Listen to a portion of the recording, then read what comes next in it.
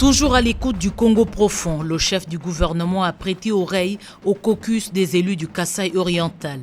Conduit par l'honorable Joseph Mukendi, les représentants du peuple ont soumis au professeur Ilunga Ilunkamba la question de la pénurie de farine de maïs, le besoin en infrastructure. Ils ont aussi annoncé l'organisation de la conférence sur le développement du Kasaï oriental. Ces élus ont dénoncé la société Sassim qui exploite le diamant, qui selon leurs propos ne remplit pas ses charges sociétales en tant qu'entreprise minière. Investie dans le projet de construction du barrage Toubi-Toubidi, la Sassim devrait, avant d'amener le courant électrique en Mbuji-Mayi, commencer par Miabi, a déclaré le porte-parole du caucus, l'honorable André Toumba.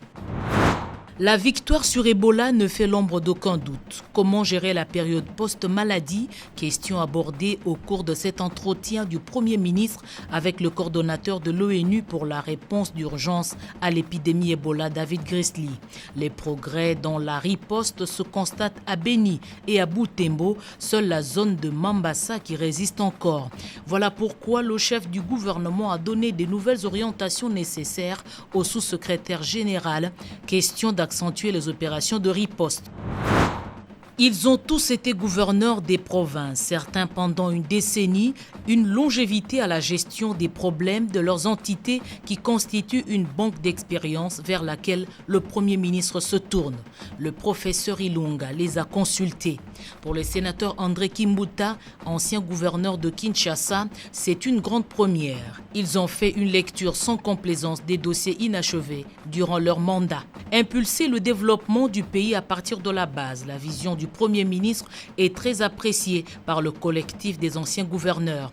Ils ont soutenu l'application de la caisse de péréquation, la convocation de la conférence des gouverneurs, meilleur cadre d'échange pour les décideurs et leurs successeurs. Ils seront désormais régulièrement consultés. Une culture enrichissante ont commenté les hôtes du locataire de l'hôtel du gouvernement, se sentant ainsi honorés. La décision de la Banque mondiale d'accompagner les réformes de la gratuité de l'enseignement en RDC est irrévocable. Selon le directeur des opérations, le dossier a été évoqué aux dernières assemblées à Washington. Dans le cadre des appuis au budget, les discussions entre Jean-Christophe Carré et le professeur Ilunga se sont poursuivies sur d'autres réformes. Selon le directeur des opérations, les appuis de la Banque mondiale à la politique de la gratuité de l'enseignement en RDC et la gouvernance de ce secteur sont estimés à 1 milliard de dollars américains sur 3 ans. La Banque mondiale pense aussi, précise Jean-Christophe Carré, qu'il est important d'appuyer le programme des réformes économiques. L'institution de Bretton Woods salue la vision du chef du gouvernement sur la mobilisation de ressources intérieures afin d'améliorer les recettes. Le gouvernement de la République s'invite sur les différents marchés d'approvisionnement du peuple.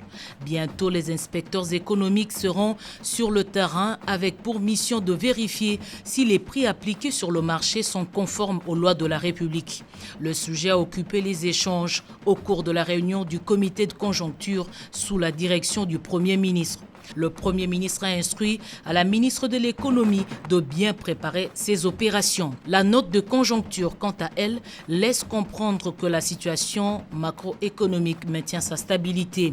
Les réserves d'échange et les efforts fournis par la Banque centrale du Congo pour la stabilité ont été salués. Dossier MIBA, le Premier ministre tient au respect de la loi en la matière. Voilà pourquoi le ministre du portefeuille Clément Kouété a été instruit de faire respecter les dispositions légales pour le bon fonctionnement de cette entreprise de l'État.